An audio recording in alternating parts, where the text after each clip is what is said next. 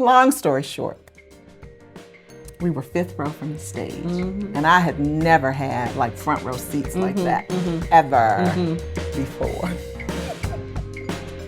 I lost my mind, your mind. I bet.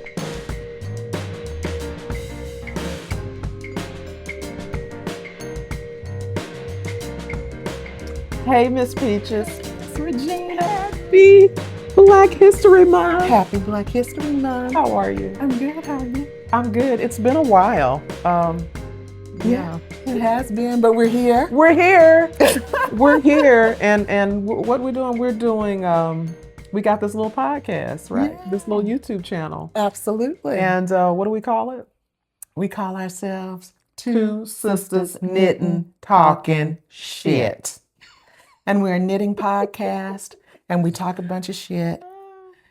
Makes me laugh every time. And have a good time. Yes, we do. Yes, we do. And that's what we intend to do today. It's been a minute. We tried to get an episode done, and as we always say, life be lifing. Right. But the weather be weathering. Yes. And the traffic be trafficking, and all the things be doing all the things. So it's February, Black History Month, and here we are. And here we are. And happy to be here with all of you, and thank you for being here with us. Yeah, and sticking it out and just showing up in the way that you do. Absolutely. I wanted to mention, so did you watch the Grammys? No, I did not. Yeah. Yeah, because sometimes they're pretty unwatchable. But I watched a little bit of it, but I have read more about some of the awards. Of course, I'm a huge Kendrick Lamar fan. Yes. I was going to say Hendrick Lamar because that's the name of the emotional support chicken. But his name is Kendrick Lamar, and he and SZA won, which is awesome. And there are other awesome wins. But there was one R&B category that is not televised, but the acceptance speech by the young man who won the award, his name is Durand. Oh, yes. Bernard. I've seen that online. Have you seen it? I like him. He has a great tiny Tiny Desk Concert. Tiny Yes, Desk on Concert. NPR. I've seen it. But he was a background singer, I think, for a lot of artists like Erykah Badu. He runs up on stage. But what he says, where I was bringing this to, was, Happy Black History Month for the rest of my life. That's right. That's what he said when he first ran on stage. I mean, sprinted on stage. And then wasn't it heartwarming when his parents joined him that on was stage? beautiful. It was so beautiful. So you know what? We are so proud of you, Durand. And I think I'm saying his name right. I think so. Durand Bernard. Yeah, he's on, there's this other guy who does a podcast, and he interviews musicians. The New York Times one? No. Oh, not him? No, he is I don't know if he's a singer or not, but anyway, he interviews a lot of singers. Okay. And he wears glasses. And a few episodes down the line, he said that the glasses are just for show. And so they don't have glass in They them. have lenses. Ain't no lenses in the glasses. The frame. It's just the frames. And so anyway, he has interviewed Durand a couple of times. Yeah. And that's when I first learned of him several years ago. Yeah. And I've been kind of watching him on and off since then. Yeah. He really is a great performer. Yeah, I saw the Tiny Desk concert. I'm not sure how I became aware of him, but he's a huge personality. He fills the room. We love you, Durand, and you gonna get a sweater. No, you ain't gonna get no sweater. No, you'll get a scarf. Because I knit for celebrities. Yeah, but absolutely. But anyway, I wanted to kind of honor that, and because I loved it. Happy Black History Month for the rest of my life. That's right. That's how he started his speech. Because every really day adorable. is Black history. Every day is American history. Black history is American Absolutely. history. For the rest of my life and before and after. That's right. But this is the Black History Month episode. Yes. And we are honoring Black history. We want to call out that 100 years ago, Dr. Carter G. Woodson established Black History Week. Yes. And here we are 100 years later. And we just have a mom. And well, I mean, I'm glad to have the mom. Right. Well, which is, yeah, in danger of being rewritten because not of revisionist. Yeah, recognized. because of the revisionist historians who tend to be who are around, who abound. But no, ain't no way No. you can take that away. And again, it's not just a month for us; it's life. And so we lean in. But right now, we're especially kind of celebrating it. And I think our closing question when we get to it will be kind of related. So anyway, so glad to be here to record another episode. This is episode 17. Can you believe it? 17. 17. 17. 17. 17. Yeah, 17. 17. Because I have to say it in Spanish. Yeah. I have to count in my head up to it. But well, yes. I was too. I was like, how do you say 17? And I think it's 17. Yeah. Okay. So somebody out there gonna correct me. Somebody if it's wrong. will correct us. Yeah. Oh, and did we tell who we were? We I did. mean, we said who we were in terms of two sisters talking shit. Well, but did we tell them who we are individually? I mean, I'm Regina. And I'm Marian. Yeah, and we already said together we're two sisters knitting talking shit. So there it is. And so we know a lot of you all talk shit with us. You like to listen to us talking shit. And so before you talk shit about the fact that I have on the same open air that I've worn multiple times, I'm proud of myself, and we'll get to what we're working on in whips and all of that. Yeah. And as you already know, I don't have nothing finished except what I'm wearing. Yeah. So don't say shit to me about this. And that's okay. It's okay. It's fine. It's fine. It's fine. Look, I'm celebrating myself, thanking myself, all that stuff. Isn't that right?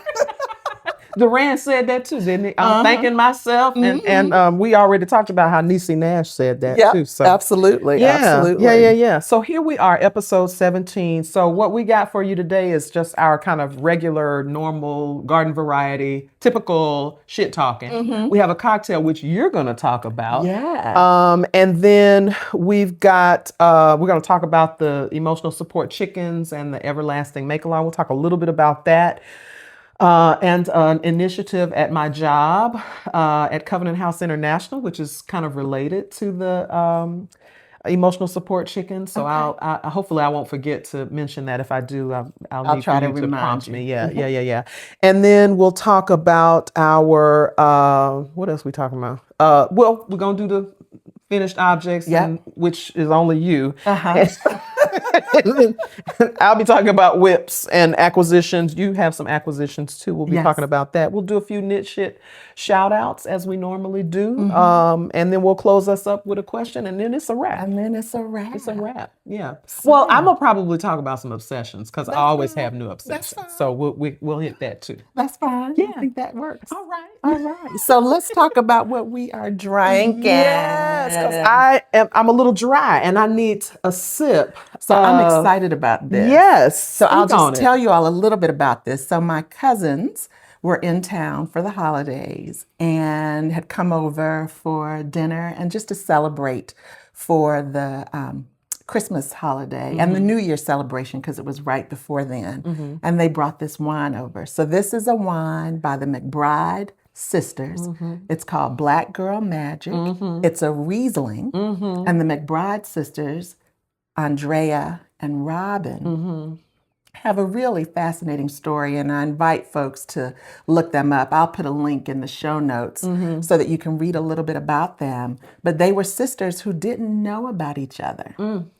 They share the same father, but the father had really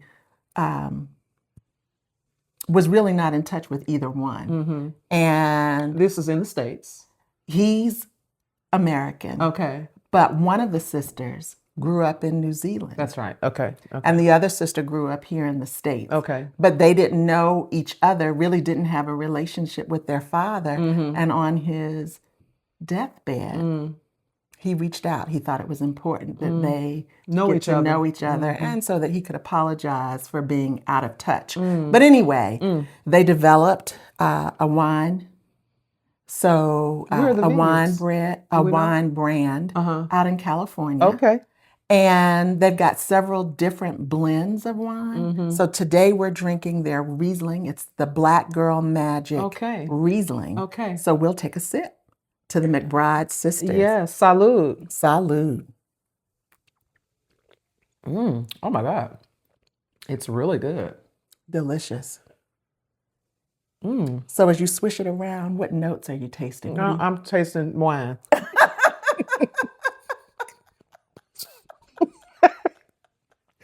Okay, let me try again. So just kind of don't spit on the yard, Regina. Let's see. I'm tasting some citrus. I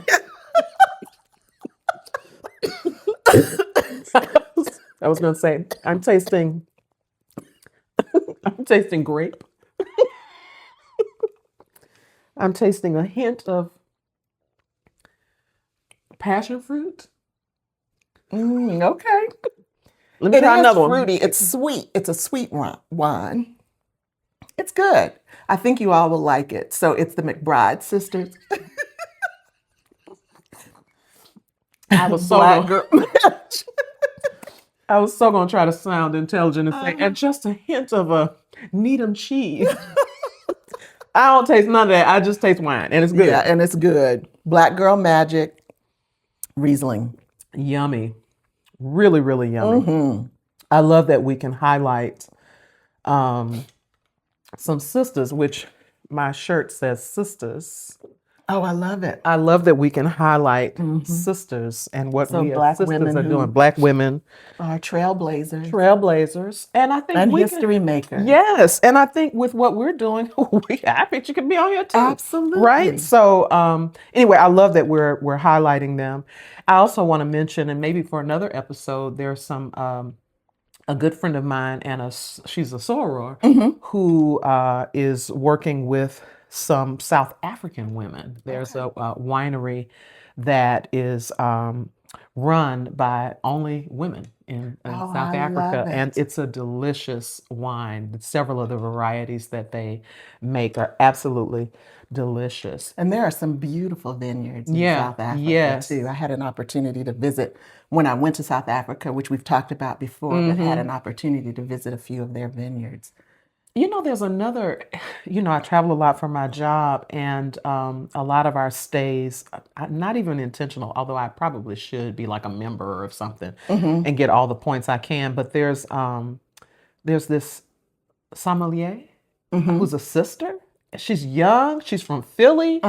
And I'll have to find out her name, but you can probably find her if you just Google Black women sommeliers. Yes, from Philly. There are not very many. There are not very many of us. And so I wish I didn't even think that I was going to mention her, but I see her every time I'm at this hotel and they're showing the sort of the properties, the various properties all over the world for this hotel chain.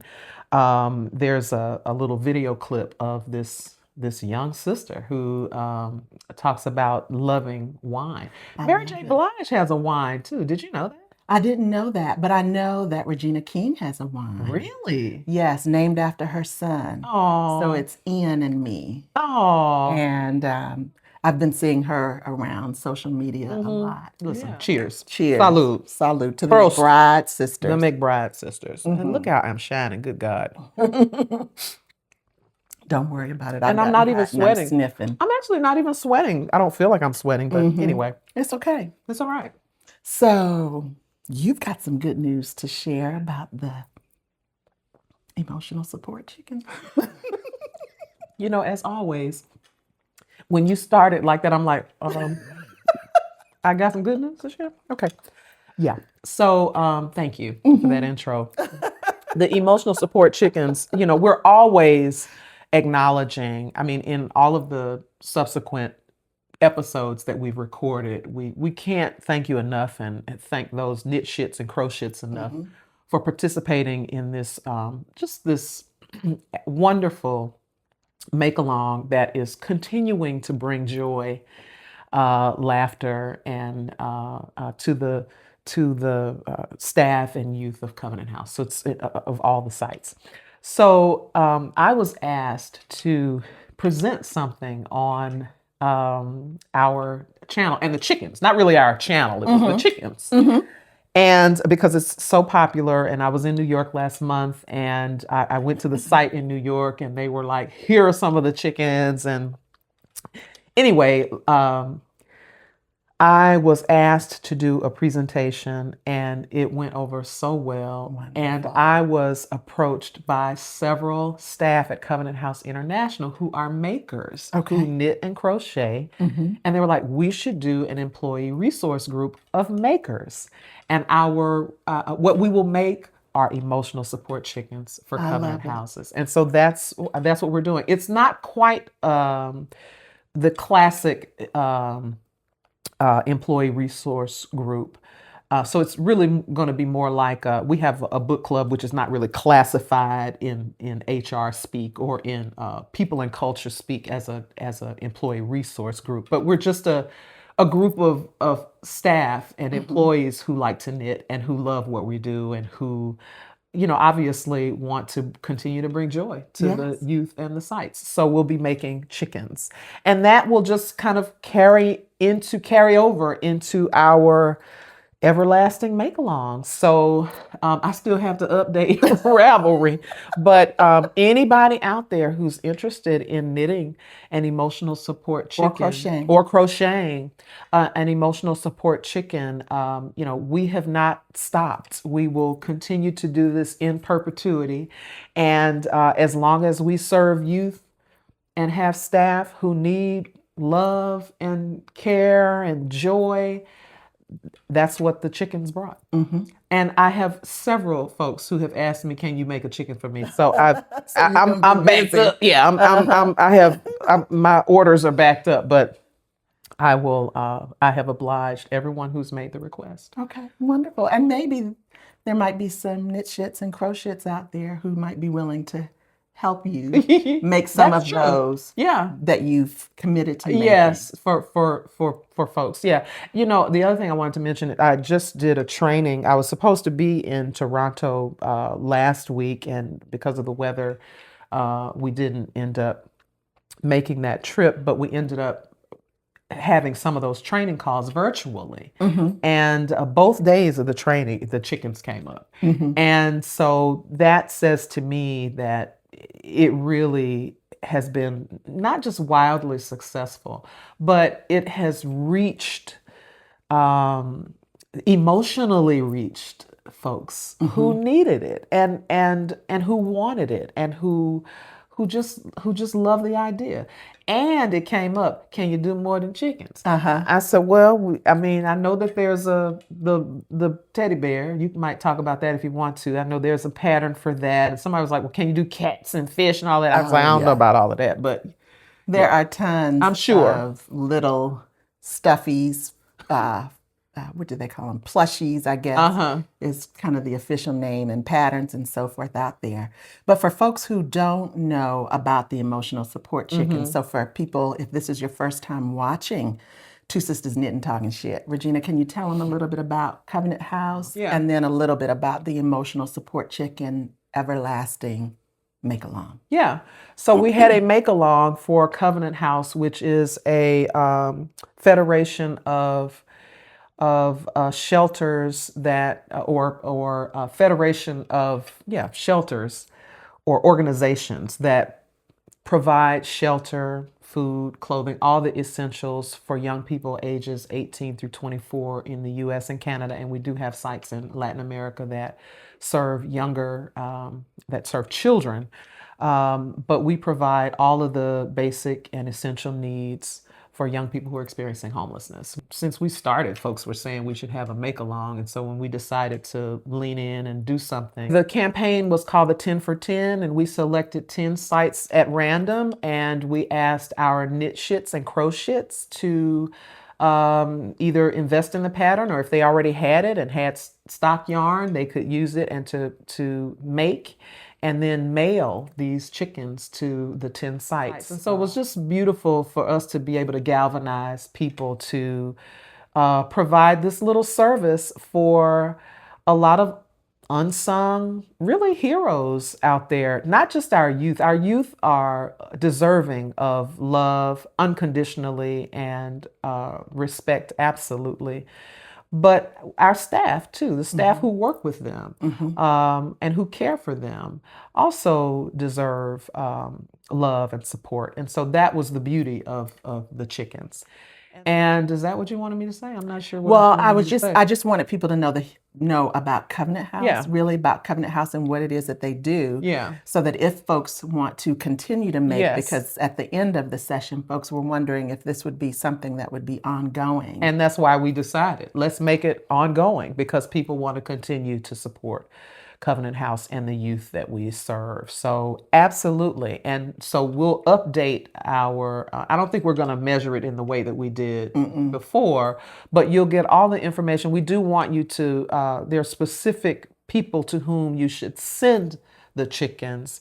Otherwise, they'll end up somewhere and no one will know what it is. It won't be addressed to anybody. So we'll make sure you have all of that information in a place kind of centrally located or in our Ravelry. So I think that's, but Covenant House has been around for over 50 years.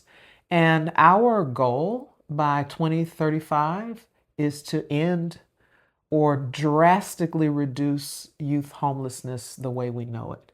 And so it's really exciting. It's a huge challenge because it involves real systems changes. Right. But Covenant House, as an organization, we see ourselves as trauma informed, and everything we do is about the holistic support of the young people who need us. Yeah. And so you can read more about us at covenanthouse.org. Yeah. And so we hope those chickens will start coming in again. Yeah. You've drank more wine than me, so I have to catch up. Yes. So I'll slow down because that'll be gone in a second. But it's really good. Salud. Yeah. So finished objects. This is where I just listen. And I have one, but I don't have it here to show you. So I'll pop a picture or two up in the screen for it. But I think you all know the last episode I was working on a baby blanket. I was working on a baby blanket for my friend Carrie's great grandson. Wow. And how sweet is that? Yeah. And so I thought he was due mid-February. And then I realized that the due date was the 1st of February. So he got here. So I was really working hard to make sure that I finished the blanket. And I finished the blanket. Which blanket was it? This is the Super Easy blanket by Purl Soho. And we are Purl Soho affiliates. Yes, ma'am, so we are. I want to share that little plug. Yes. And our affiliate link is listed in the About section of our YouTube channel, but we'll also list it in the show notes below. Yep.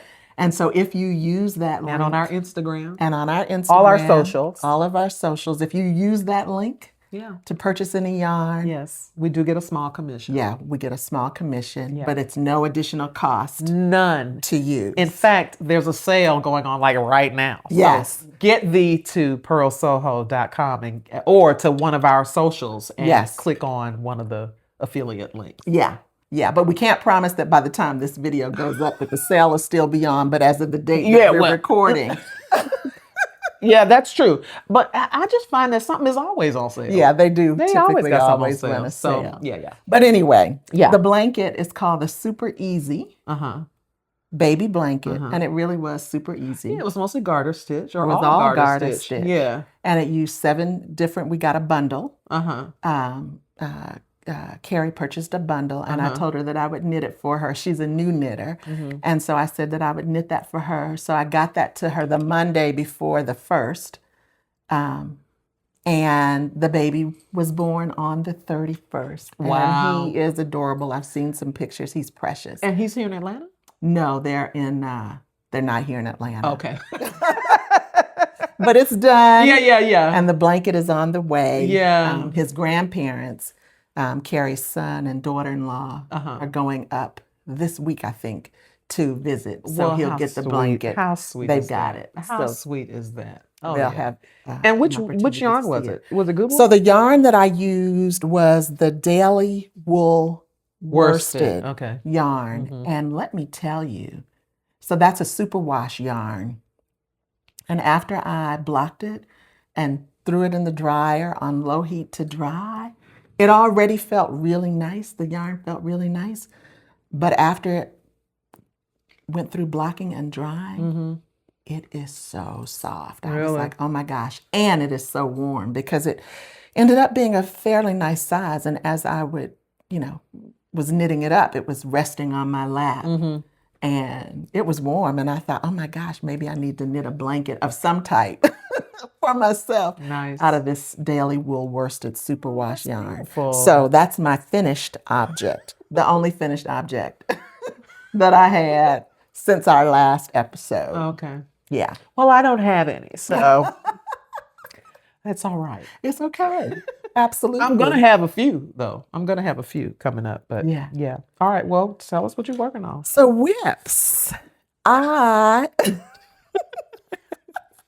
have a couple of whips that I'm working on. And the first one is the Air Sweater by Ozetta. And it's a relatively new pattern. I think it came out in December. When my brother was in town, he surprised my mom. I had alluded to that a little bit in the last episode. My mom didn't realize that he was coming, but he and my eldest nephew came in town the day after Christmas, and they were here until the day before Christmas, I think. They left on the 30th. So you joined this? I mean, not the day before Christmas, but for New Year's. Okay. And so I joined it. And so my niece, one of my nieces that I taught to knit, had reached out to me to knit the Air Sweater with her because a friend of hers who she had taught to knit was interested in knitting a sweater. So my brother and I did a video that we posted up on Instagram. I've since taken it down. I was like, okay, here, let's repping the two sisters knitting talking. And so I said, well, let's just, maybe I'll do a video and see if folks want to join. So we have some people that are doing this knit along with us, some of the knit shits, and I'll talk about them in a little bit. But this is what I've got so far of the Air Sweater. I'm behind in where I should be. But this is also being knit with Purl Soho yarn. This is their good wool yarn. And the good wool yarn is Which you've used before. I've used before. And it's a great, I would call it kind of a workhorse yarn. It's a great workhorse kind of a yarn. And so it is 100% Andean Highland wool. And it's, in terms of the weight of the yarn, it can range anywhere from sport weight to light worsted DK weight. And so it's been really fun to knit. And so that's one of the objects that I have. And this colorway, I didn't mention, but the colorway of this yarn is called Freshwater Blue. So a really nice blue color. And this is for you? This Yourself? is for me. Okay. So that's that. And then the other thing that I am working on is actually being knit out of, That was one of our... this was one of our gifts, yes, from Purl Soho. This is the Cashmere Merino Bloom yarn in the color Wheat Flower. And it is made out of, I'm trying to see. Oh, here it is. Yeah. 75% extra fine merino wool and 25% cashmere. And it just feels luscious. It's luscious, yeah. So in the last episode, I showed you all the grow hat that I had made that I wound up giving away. I had promised the grow hat to a really good friend of mine. And I was struggling when I first went to knit that hat several years ago, about 2 years ago, and I got frustrated and put it aside. But she's gotten about 3 or 4 hats since then, but not that grow hat from me that I have made for her. And so she had come over a few days after, and I had shared it with her and how proud I was. And she said, "Oh, is this mine?" And it was not. And it was not, but it is now. So she has it. So this hat, though, is for me. And this is a new pattern that came out in January, love that. if I'm not mistaken. But it also has cables Yeah. as well. And I'll just kind of that's put beautiful. that in the camera's sight. And so this sweater is by... I thought it was a hat. I'm sorry. It is a hat. Okay. This hat is the Woosai, W-U-S-A-I. So it's either Woosai or Woosai hat. Is by Teti Lutsak. And I am really enjoying it. I love it. And I like the way that it feels. So this is for me. Okay. And so these are my... I have more than 2 whips, but these are the whips that I'm going to share. Well, I today. think everyone I'm sharing, everybody already seen. But what I wanted to say about this cashmere merino, is it cashmere merino? Cashmere merino. Yeah. Bloom. So you'll remember in the episode where we kind of unboxed a lovely gift from Purl Soho. I have we had a competition and divvied up the yarn, and so I have the color, I believe it's crocus bud. It's kind of a lavender and more pink than lavender, but I'm making, and I think I showed it maybe in the last episode, maybe in our holiday episode, I was working on something in the round. It's the keyhole scarf, I think is what it's called. Purl Soho's keyhole scarf, I think is what it's called. Anyway, so I'm using my yarn too. I did not bring it with me today. Yeah. I brought... Well, let's see what you got. Yeah, Show us what you got. I know y'all are tired of seeing this. This might feel like I'm on repeat. And in a lot of ways I am. So you all have seen this. This is the never-ending... Woodland Whispers, but I'm almost done. I've made lots and lots of progress. You can see it. I don't want to get too close because I don't want to hit my glass of wine. And you've seen it before anyway. But this is my Woodland Whispers. I'm using Purl Soho cerulean. What's our favorite? Linen quill. Linen quill in light cerulean and ginger. Those are the 2 colors. And so I'm still working on that, but I think I've got about 11 more increases before I get to 234 stitches. So you're almost done. I'm almost done. I could finish this probably, well, let me not say that. But it's also on my minder and mini minder. You know how much I love Lemonwood, and I have one ball on the mini minder, and then the other ball is in this yarn bowl that I got from the Craftivist. So that's that. And the other whip I brought is a new whip. A new whip for a new... I have a tenderoni. I have a new tenderoni, and he knows who he is. I'm not gonna, obviously I ain't gonna out nobody, but you know how we do. I was like, am I gonna make him some socks? I gotta make something for my tenderoni. Socks? Right, no, that's what I'm saying. At first I said, am I gonna make him socks? And it was like, no, I'm not making socks. I'll make a scarf, and this is what he wanted, and I'll also make a hat too. But I mentioned that because first of all, he will never watch this. So he will never watch this. So I think I'm safe sharing that one of my whips will be for So what is him. It? So this is oh my God, what is this called? This is the Fireside Wrap. And this color is House Wren. The yarn is Hedgerow. And I don't have, we've talked about Hedgerow before. Right. In fact, I've showed, it's another Purl Soho yarn. And I have talked about it because this is like one of 2 fireside wraps that I have on needles. So that's for him. And I think those are the only whips I brought, but I have a lot of acquisitions. So do you want to transition to acquisitions? Sure. So you go, because you're gonna. Well, mine is a gift that I will open. Although this Freshwater Blue Daily Wool is an acquisition since the last video that we had. So you've been buying yarn? Just this. Well, no, one more. I bought one skein of yarn from a local yarn store here. But I don't have that with me, so I won't share that today. But this was an acquisition. Yeah.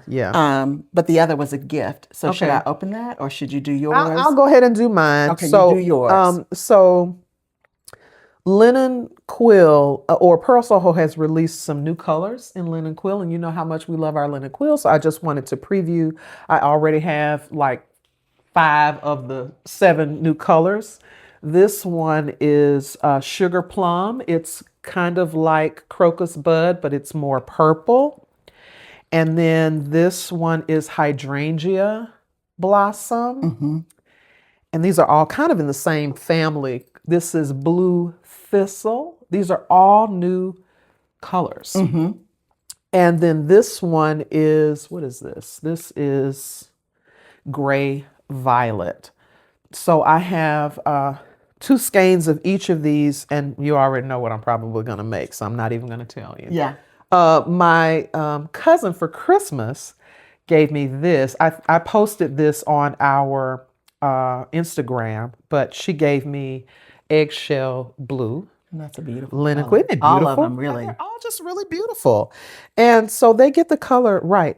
And so I want to just mention about just a surprise. This is why we love Purl Soho.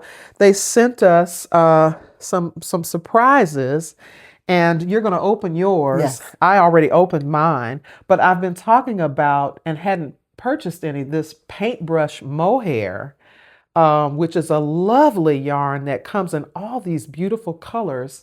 This color is, well, it's 75% kid mohair and 25% Peruvian Pima cotton. It's a worsted to Aran to chunky, bulky weight. And then this color is called, I don't know what color this is. Oh, this is Sky Blue. Sky Blue. And then they sent us these lovely, or sent, you probably have one. Sent this lovely alpaca. So cute. Isn't it cute? Yeah. So more reasons to love Purl Soho. And we didn't need any more reasons because we already love them. Absolutely. So there it is. Take it away. So Regina hand delivered my package today. So now I'm sweating. I wasn't, but I am now. Women of a certain age. It happens. It happens. Without warning. And it's natural. And ooh, this is gorgeous color. Oh, let me see. Oh, this is lovely. What color is that? So we got a lovely note from Purl Soho. Yes. The Purl Soho team is sending you the warmest wishes for a very creative year. We are so thankful for all of the inspiration you bring to the world. Happy 2026. So Purl Soho, we thank you again. So I've got my little lamb. Yeah. Is it a lamb? Or she. Alpaca. Yeah. He's a cutie pie. He is such a cutie. So cute. Look at them. So they're twins. They're so cute. Friends. They're friends. Hi.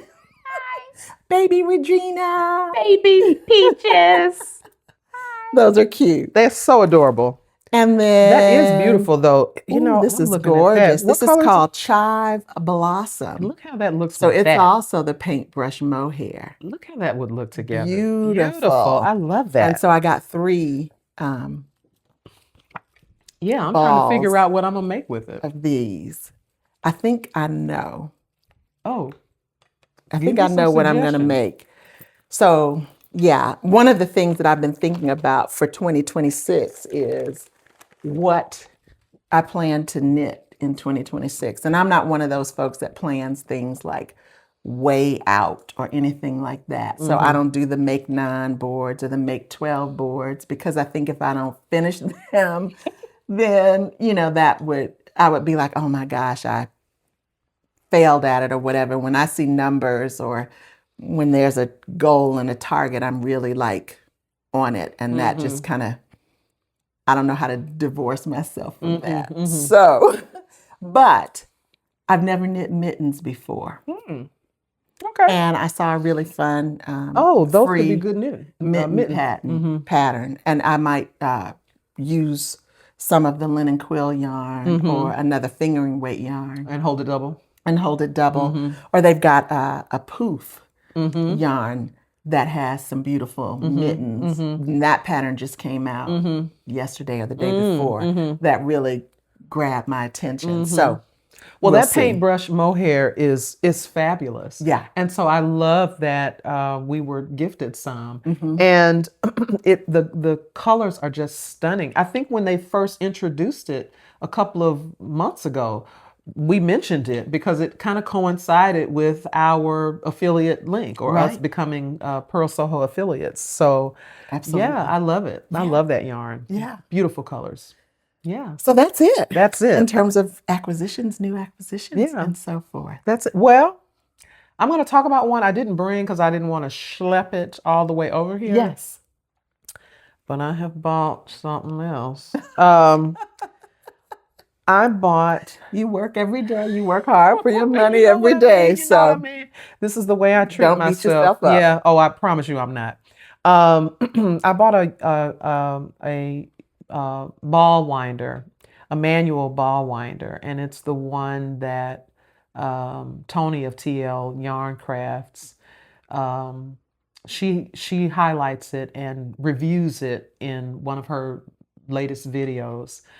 I probably shouldn't have brought it up because I can't think of the name of it, but I can post it. yeah, we'll figure it out and post it. I haven't even taken it out of the box, but it is gorgeous. And Tony gave it glowing reviews. And here's what motivated me to get it because you know I have a few. So I have one that's a hand crank. I've got the wooden umbrella Swift. So I have a manual one, and I have two electrics. One of the electrics, and I've talked about this on previous episodes, but one of them, I don't know, the yarn started to burrow into the one of the little plastic, I forget what you call it, but it's when you thread the yarn through the threaders, the tensioners, that's what it's called, the tensioner. And one of the plastic tensioners has just been burrowed through with the constant, I guess, friction of the yarn. So it gets caught. So I'm really careful about using that one. The other one is working really well, and I used it to wind some of this cashmere. And I may have talked about this on the last episode too, but oh my God, the cashmere behaves very differently. That's the thing I have learned about winding, particularly using these electric winders.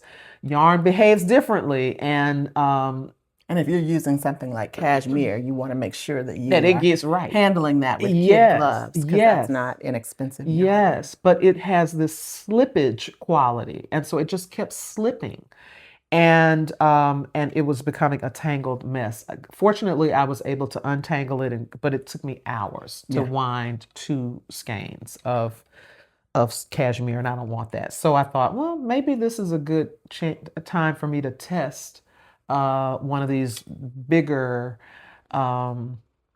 wooden ball winders. And so I looked at one, so I got one, and so we'll make sure to include the name of it in the show notes, but I think I'm going to enjoy that. So yeah. Well, wonderful. Yeah.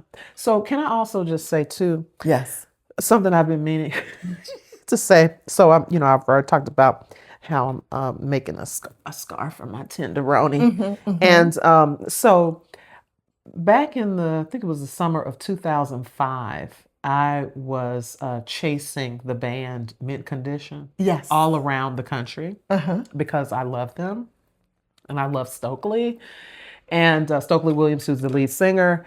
And I've been a big Mint Condition fan since the late 90s. And so in 2005, I was chasing them all around the country, getting backstage, hobnobbing with the bands and all that. It was a fun summer. And in my mind, Stokely was my man. Okay. He just never came home. He just didn't know about it. He didn't come home. He just never came home. But anyway, I've watched him in his solo career, and so I've just been wanting to mention for fun that He's got a scarf coming. He likes hats, but he wears a lot of hats. I think I've seen him in Scully's too. Okay. But I'm going to make something for him. And so, yeah, as I continue to knit for celebrities. I think that's the one. And one day they're going to get these knits. Yeah, one day. So I wanted to just mention that. I wasn't a groupie. What's the movie from 2000, Almost Famous? I was a band aid. Okay. I got you. I inspired the music. I got you. In my mind. I inspired the music. Yeah. So anyway, I've been meaning to mention that for weeks. Yeah. Well. You got a story. Thinking of bands and thinking about bands. I think I might have shared this with you. I can't remember, but the summer after my 11th grade You did share this. I know where you're going. Go ahead. Should I share it with the folks? Yeah, go on. The Jacksons were in town. Michael Jackson and his brother, because they weren't the Jackson 5 anymore. They were the Jacksons. And so my good girlfriend Sherry had called me one Saturday morning, bright and early, I don't know, about 7 o'clock. Peaches, they're coming to town and tickets go on sale this morning. And this time you had to go in, because this was before computers. Yeah, you was at Ticketmaster at Greenbrier Mall, more than likely. Yes. Because they were playing at the Omni. So she and her father were going that morning to get tickets. And she wanted to know if I wanted to go. And of course, I wanted to go. So I said, sure. Long story short, we were 5th row from the stage. And I had never had like front row seats like that ever before. I lost my mind. Your mind. I bet. So if you've seen KnitShits and Crochetts, if you've seen videos of Michael Jackson when he used to tour and how the folks were going crazy. You were one of them. I was one of those folks. It was like I was having an out-of-body experience. I think I must have gone to the bathroom 5 or 6 times before the concert started. So we were the 5th row from the stage, and in my mind, I thought that the stage would be way out there somewhere. And even though we were on the 5th row, that we would be like halfway back so that there would be a big distance between the seats and the stage.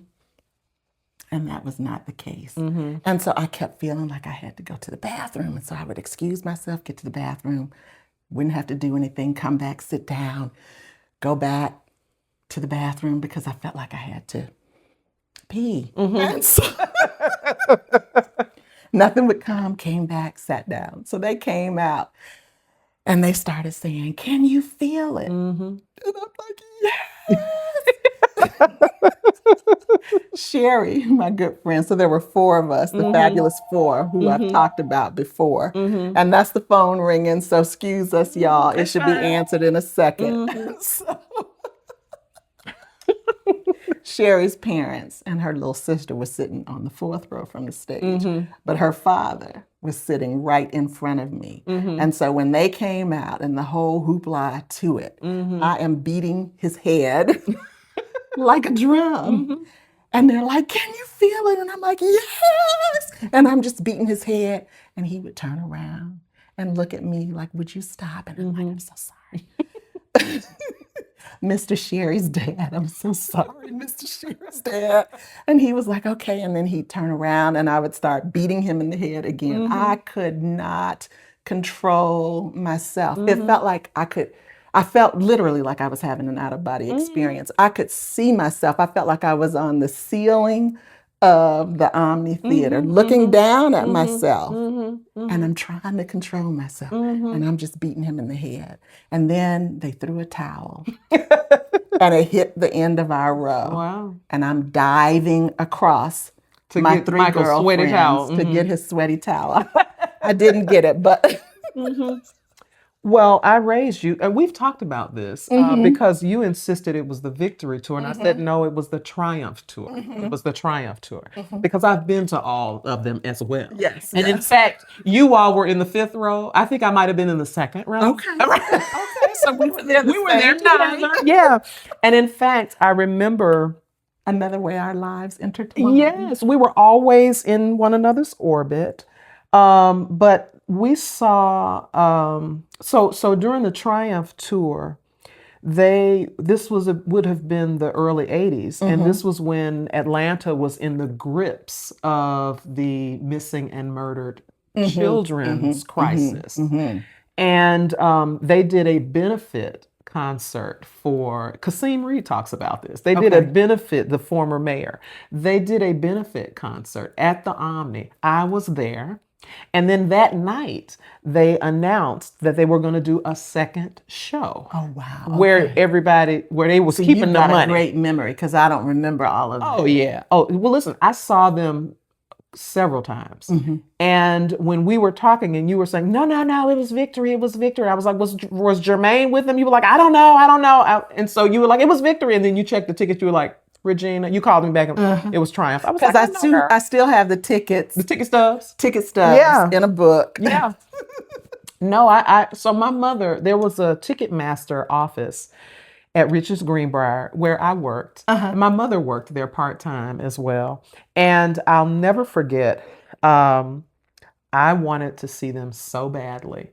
And at the time, I was a classmate of the daughter of the manager of the Omni. So it wasn't hard for us to call him and get tickets. But these were the Jacksons. So it was like, good luck with that.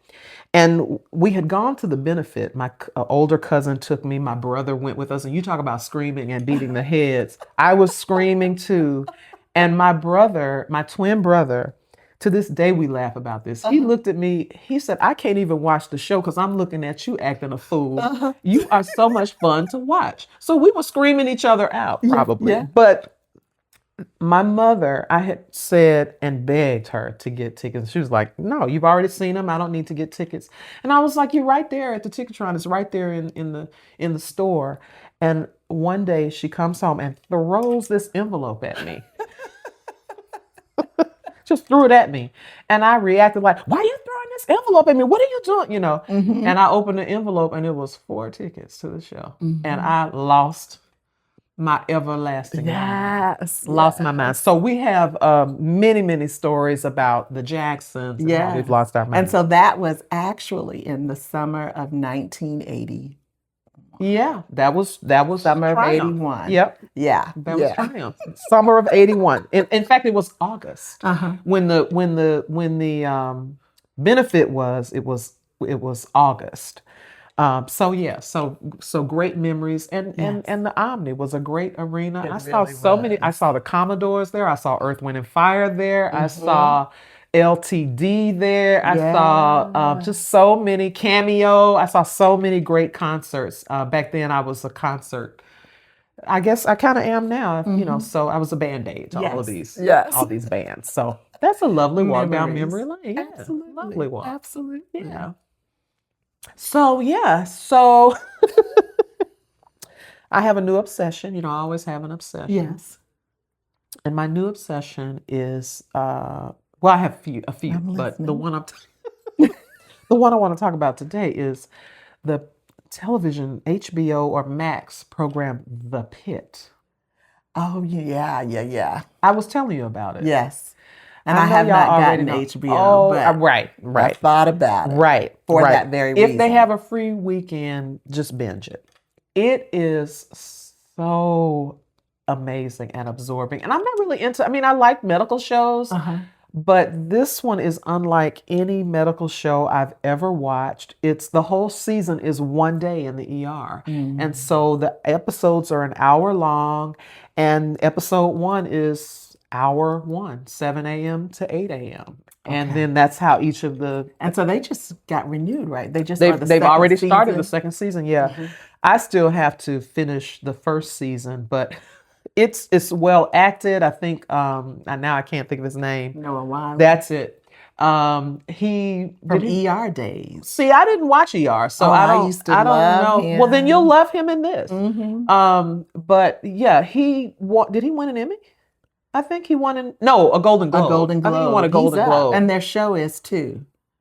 It's getting lots of acclaim. Oh my God. It's so well written. It's so well done. And just the idea of a season being kind of one day. Yeah. There's just this kind of continuous storytelling and just these gems of just beautiful. It's just a great, great show. And I have really, really enjoyed it. So that's one of my obsessions right now, the pit. And everybody was talking about it, and I was like, yeah, okay, maybe.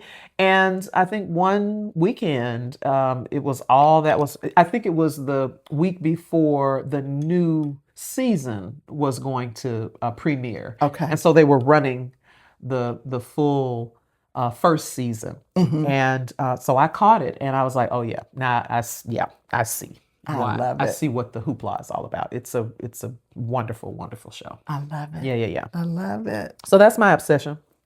Do I have any obsession? Well, Love is Blind is back.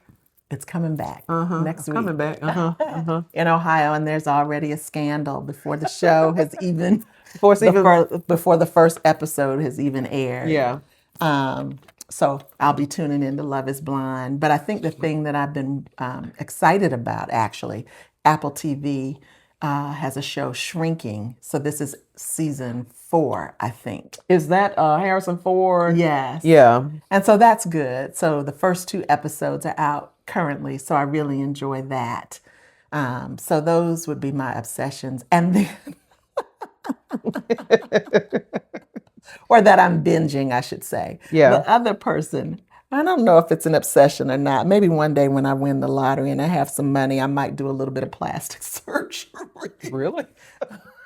Okay. To tighten up some stuff.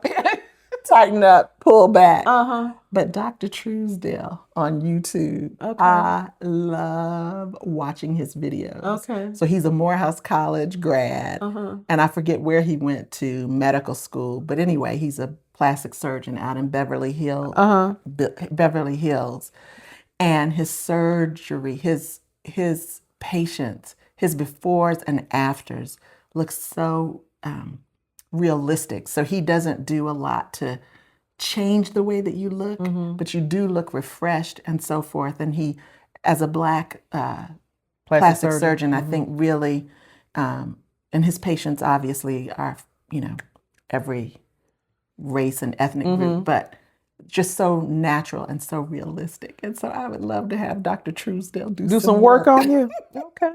So I have been watching tons and tons of his videos on YouTube. Okay. All right.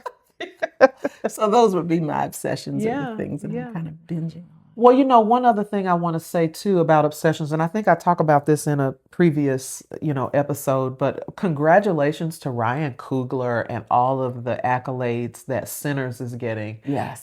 Ryan, you've got a scarf coming too. I'm just, because Sinners is such an artistic treasure, I think. I really love it.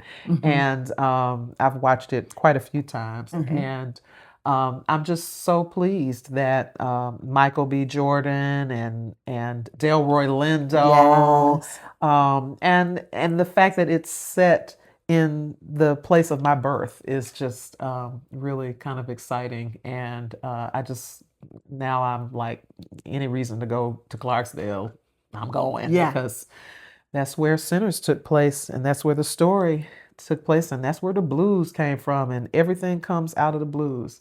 So anyway, so congrats, and you've got a scarf, Ryan. Yeah, I love it. I love it. Yeah. So KnitShit Shoutouts? Yeah, let's do it. Okay, so I just want to shout out all the KnitShits and crochetts, but Cheers. KnitShits. Yeah, cheers. Who are working on and my glass is empty, but I will...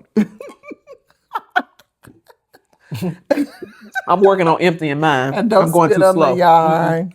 But who are working on the air sweater with us. So initially it started with my niece Gabrielle and her friend Becca.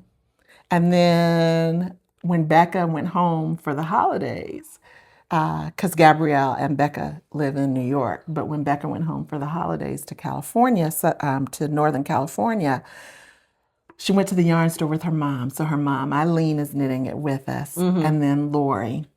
Okay. Our Yeah. Lori. Our Lori is knitting with us. So I've got kind of two Did she groups. start in the beginning? She did. Okay. She did. So I had done the video that I had talked about earlier in this episode with my brother without clearing that with my niece Gabrielle, who told me, asked me to make the sweater. So when I opened it up to the group, she's like, what you doing? What? And I said, I'm still going to do some hand holding and so forth with you all. So we meet separate. But I also want to give a shout out to Hannah, to Sharna. Sharna and I actually went to elementary and high school and reconnected with this knit along. So Sharna, Tawana, Diana. Okay, Diana. Crystal, Arva. Arva's a Sarah. Okay. Latoya, Serenity, Janice, and Winsome. Oh, and great. So we've got a meeting, a Zoom call coming up, and it's really been a pleasure getting to know these folks a little bit in person. So we have a Zoom call coming up this Sunday, and then we have one more Zoom call for the month of February, and then the knit along will be done. That's awesome. So hopefully I'll have a finished sweater to show you guys, because I know we show lots of whips and very few FOs. So hopefully I'll have a whip of a sweater. Not a whip, but an FO finished, of a sweater. finished object of a sweater. Well, I've been meaning to mention that me and Tawana, hey Ab Fab Mommy. Hey, Miss Ab Fab Mommy. We're doing our own little knit along. Okay. We are knitting the no frills cardigan. Yes. And the cardigan, the button down? Oh, well, yeah. I'm sorry. Go ahead. That's all right. Because I was gonna say, well, there ain't no buttons on it, but it's it's a cardigan. Yeah. And I've had the yarn for 2 years, and this is one of those, why pay $40 for a sweater when you can purchase $400 worth of yarn and knit it yourself? This is one of those projects, right? So I've got all this very expensive yarn. And so Tawana and I have our own little knit along. She's great. She did a spreadsheet, and we've been talking, and we're so behind. I mean, we gave ourselves a year to do it. Okay, and well, that's I'm still at right. And I'm still at the haven't wound the yarn yet. So Tawana, I don't know where you are, but we need to connect, and which we will. But I've been meaning to share that, and we're not opening that up. Yeah. That's just gonna be me and Tawana, and you all will see me in a sweater. Y'all been saying, you make a sweater, so I'm gonna make a sweater. Okay. Yeah. Well, I love it. And I had been thinking about the no frills sweater because I had just seen a Instagram post about that. And so that's when you said cardigan, and I was like, cardigan? Because I had just seen the sweater of that. And so I confused myself. So well, when I first saw the sweater, right, like I said, I've had the yarn for 2 years. I've had the pattern for 2 years. It was going to be made. I didn't buy it to just look at it, and so I was planning to make it, because when I saw it, I was like, oh, that ain't nothing but stockinette. I can do that. And I just haven't done it. Yeah. So we're going to do it, Tawana. So let's connect so we can get that started. But I'm glad she's doing your air sweater with you. Yeah. I decided to opt out of this mainly because of the timing. And, I didn't want to commit to the calls, but I'll do one at some point. And we still got to do my ranunculus. You did your mom's, but we still have that orangey, peachy color yarn that we got from the Craftivist. So we still have to do our ranunculi. Yes, yes. If that's plural for ranunculus. We still have to do that. And then, it's a couple things we got to do. Yeah, yeah. There's always something to do. And we'll get to it. We will. Yeah. We will. So are there things that you want to work on? Just curious. For 2020, anything that you want to learn? 2020. My God, I am like, really? You sound like my mom. 2026. Sometimes I wonder if I'm losing my memory. You're not. Like, You're not. Well, I mean, we're all losing a little bit, but so you mean like a project or any skills that you want to learn? Yeah. Projects. At this point, I just want to finish something. I actually feel like with every project that I knit, and let me just say this too, with the Woodland Whispers as an example. So I was making so many mistakes and had gotten, probably halfway through and was still messing up. And I think that's part of just the journey. You're going to mess up. You're going to think.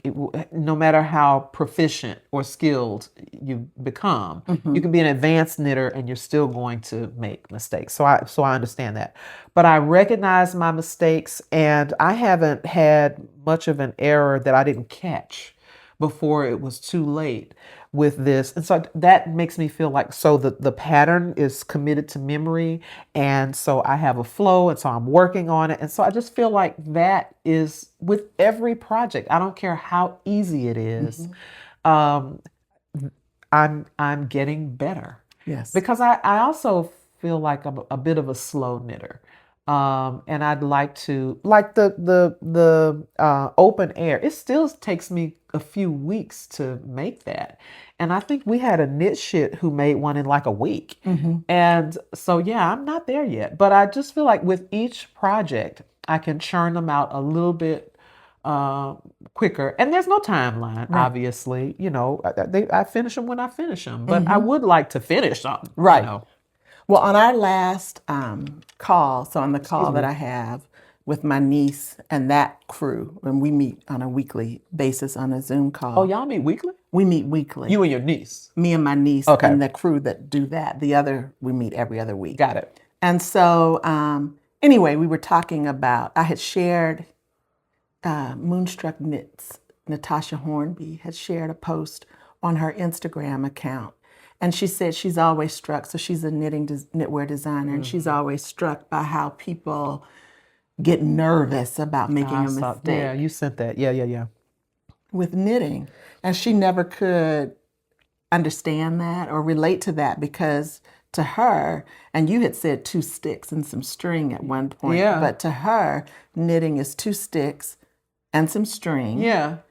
And some loops. Yeah. And if you make a mistake, you take it a loop. You unloop it. And you start again.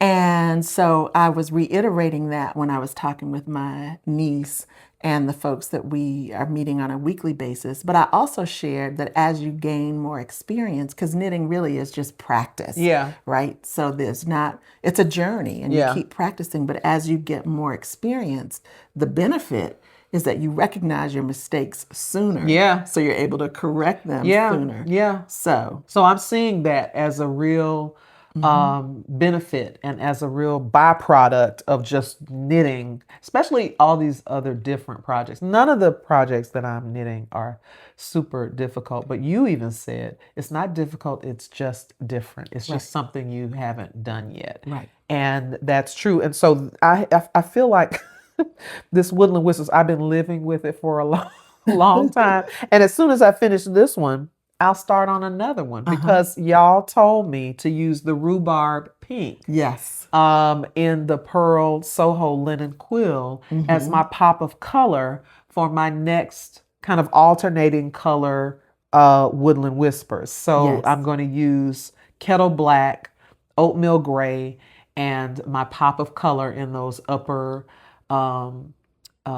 rows will be rhubarb pink, because y'all told me that's what to do.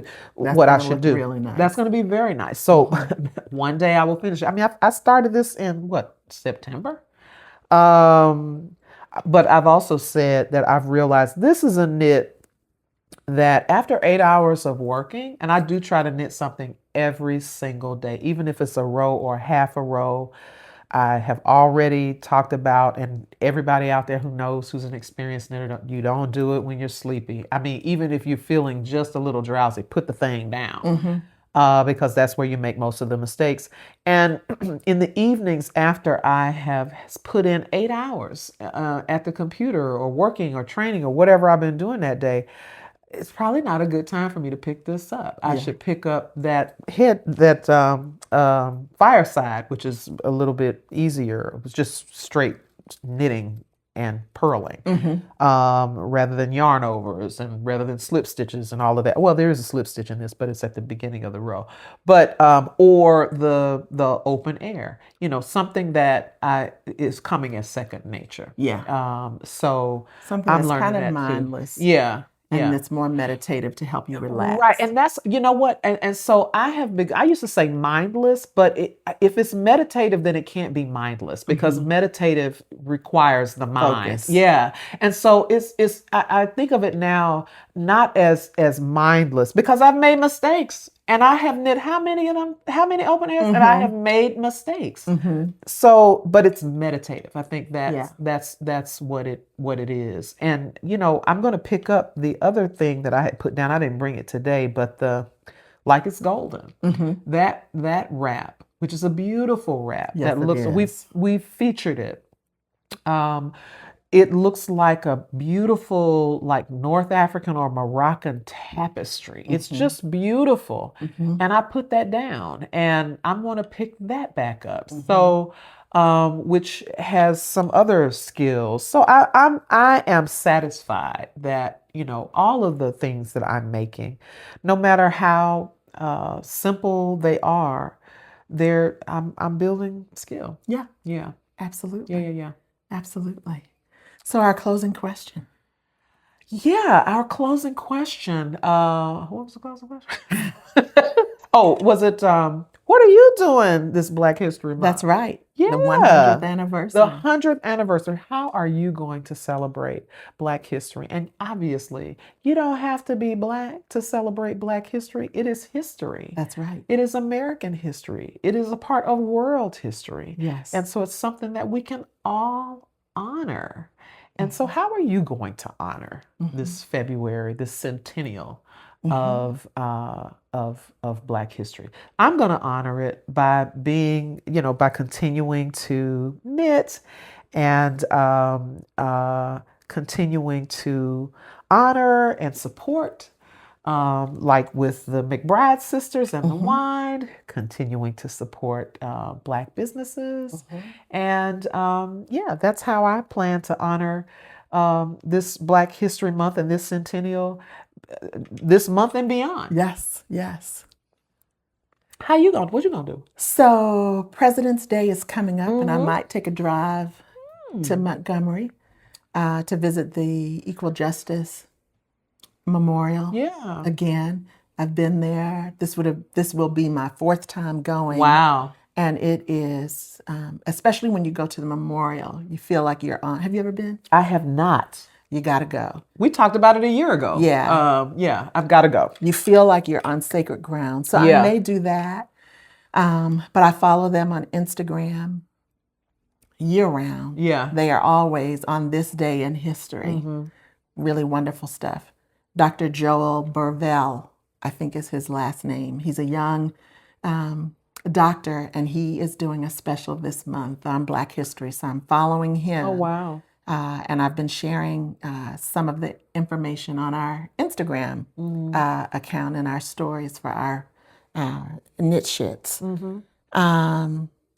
Again, continuing to support Black artists, supporting Black makers, Black stores, and so forth, and sharing and getting the word out in that regard. And I've seen Sinners once, but I'm going to watch it again because I know that there's so much that you missed. I probably need to watch it several times, but I'm going to watch it at least one more time to get some of the stuff that I missed, that I know I missed in it because I didn't pick up that it was in Mississippi and Clarksdale, Mississippi, until you said that just that's a little where while it is ago. set. The story is set in Clarksdale, Mississippi, October 16th, 1932. That is the situation. That is where and when the story is set. Yeah. So we're curious, KnitShits, Crochet's. How are you celebrating? Yeah, watch Sinners. Watch Sinners. That's a great way to celebrate. I mean, I know a lot of people are a little skittish about the vampirism, and it's a vampire movie. But I think what Ryan Coogler has accomplished in mashing up the things that he likes and how it has kind of turned out to be this just really seminal achievement. There's a phenomenal scene where it's like the evolution of music in the scene, and it's like birthed out of the blues. And I saw a performance of the song "I Lied to You," which is one of the major songs in I think it might have been nominated for an Academy for Best Song. Yeah. And maybe even, I think it was nominated for a Grammy too.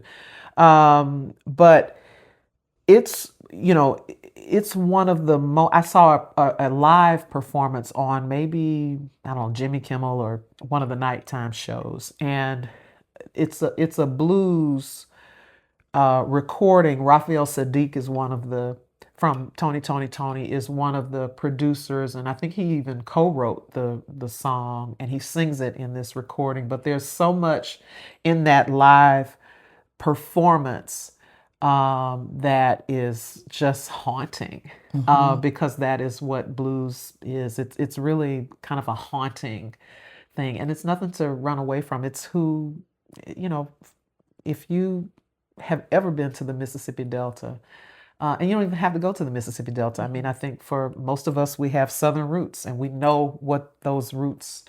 We know those roots. We know what the collective experience has been for African Americans in this country.